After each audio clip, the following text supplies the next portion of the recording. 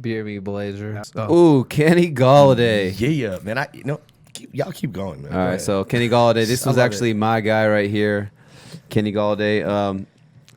What kind of caught me on Kenny Golladay was when we broke down the early wide receiver rankings. You know, he was a guy where at first I had him at like 8 or 10 or something like that, and then I dropped him out of my top 12. Then I brought him back in, and then it was just moving him all around. But the more I just kept looking at the numbers, and even the more that I kind of talked to you guys about it, just the more I kind of fell in love with this guy. I mean, they call him Babytron for a reason. You know, just another big body weapon for Matt Stafford out there. I mean, he's used to throwing the ball up to the original OG Megatron. So, you know, he's just doing the same thing. But Kenny Golladay finished last year as the wide receiver 6 in half-point PPR. Led the NFL in touchdowns with 11, 6th most receiving yards, 1,190. So, I mean, those are just really good numbers. Just some crazy hashtag interesting stats right here that I had on him.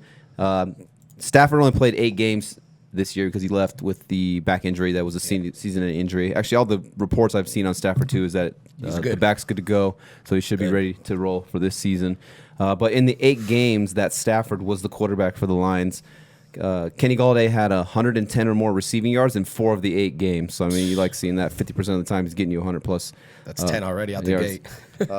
In the last 8 games when you had O'Driscoll and David Bleh as the quarterbacks, only 1 game over 100 yards, so that's not good. And he was actually held to under 80 yards in all the rest of the games. The other 7 games with David Blau and O'Driscoll, under 80 yards in every single one of those games. Still managed to finish wide receiver 6 somehow. Yeah. I'm not sure how that really happened, but one thing why I like him, though, is, I mean, like I said, Stafford's should be healthy, should be good to go. And low-key, Stafford was QB6 last year until he got hurt with the back injury. Sure. He was actually on pace to throw for 5,000 yards and 38 touchdowns. And you got to think a lot of those would have went Kenny Galladay's ways. He still had 11. Yeah. Wild. Yeah, he did. So that's what kept him alive, is he was able to get in the red zone with Driscoll and Blah. Well, yeah, that 100-yard game had to have been that Bears game where he got that 80-yard pass like the very first play, right? Because, I mean, but that's the thing. He's a big guy, and he's 6'4", and he's not like a blazing speed guy, and he just does his thing. I think he's still in the 4.4. He runs 4.5, 6'4", 4.5. Yeah. But there's also for size, he's good. There's also game speed for sure. It's like there's the big, like, the 40 speed, but then when you get in the game, it's just like you'll see some of these guys are next gen stats, top speed, and like these weren't actually the guys who were at the combine running the fast 40s. Dude, sometimes I think like because I always feel like acceleration is so much more, and I almost feel like they need like a shorter. I know 40 yards is not even that long either, but like I would be interesting if they did like a 10-yard dash or some shit. I know that sounds like weird, or like a 15-yard dash, and see how fast you could get. Like measure a little bit more of your initial burst. Right. They tried to do it with like the 3-cone, but yeah, I mean it's I mean I think there's something about like adrenaline and like people chasing you and like a crowd that probably, you know what I mean, like for sure, yeah. You know, especially once you get going, you hear the crowd and you're like, oh shit, we've all been chased before.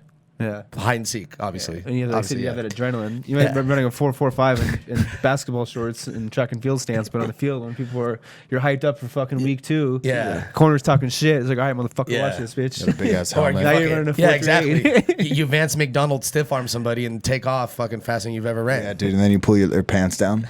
Yeah, do the Vance dance. Wait, what? So yeah, no, I agree with everything you're saying, T. Yeah, I mean he's in a contract year too, so if he wants to get paid, and I think you've maybe heard me say this a couple times. I mean, these receivers, I mean, you see Michael Thomas getting $20 million a year, Amari Cooper's getting $20 million a year. I'm not saying he's going to get $20 million, but I mean, $15 million, 16, 17, 18 million, that's a real possibility per year for this guy. So if he wants to go out and he wants to get, he wants to secure that bag, he's going to have to go out and perform at least what he did this year. I think like this is kind of like his floor almost. I mean, half the season with Stafford. I mean, when he had Stafford, he had 640 yards in the 8 games and 7 touchdowns. So I mean, if you kind of want to say you want to pace that out with another 8, he would have finished with like 12 or 13. You're looking at like 1,280 yards and 14 touchdowns. So I mean, that's wide receiver 1. Yeah, that's pretty good. Yeah, I mean, just in looking at the target share was the big thing too, where it dipped when Stafford went out too. Yeah. So I mean, only 116 targets in those 16 games, but I see that going up to like, I mean, I had him at 5, and I have to move him from 5, so I see that going up to 140 actually. And like you said, you can pace out the numbers kind of and do that, and he still even has room for growth. I think he's only like 24 or 25. Yeah, he just he just turned 26, but yeah, he's young. Oh, maybe 26. Okay, yeah. But yeah, you're good. Yeah. And then I mean, Marvin Jones is still a solid receiver, but he's up there in age. I think he's 31 now or 30. I know he's older than 29 at least. Yeah. And then even Amendola, so he's kind of, you know, like I said, contract year, he is kind of the face of their franchise in a sense, potentially. So, yeah, Golladay. Yeah. Let me try to get him. I don't know what his ADP is, but I mean, if he falls to, I would assume second, third round. You know what I'm saying? Yeah. Depending on if you're in a 10-man league or 12-man league, I don't think he gets out of the third round. Double check Dre's source when he pulls this up. I'm going on sleeper. I'm just kidding. So they have him. That's all. What a sleeper. I'll look up Fantasy Football Calculator. Yeah, it'll just be exciting to see what he could do. Like I said, with a full 16 games with Stafford, contract year. I mean, he's going 3-2 on a Fantasy Football Calculator. I was going to say the turn. He's going out right after Amari Cooper and Chris Godwin, right before Adam Thielen and Cooper Kupp. That sounds about right. Yeah. They have him under, his projections, they have him for 68 on sleeper. They have him for 68 catches. So he's not a big reception guy, but he's a big play guy. Yeah, he gets you about 18. Yeah, he's 17. never had more than 70 catches. I think that he's at 65 last year and then 70 the year before that. But what he is, like I said, he's a big play guy.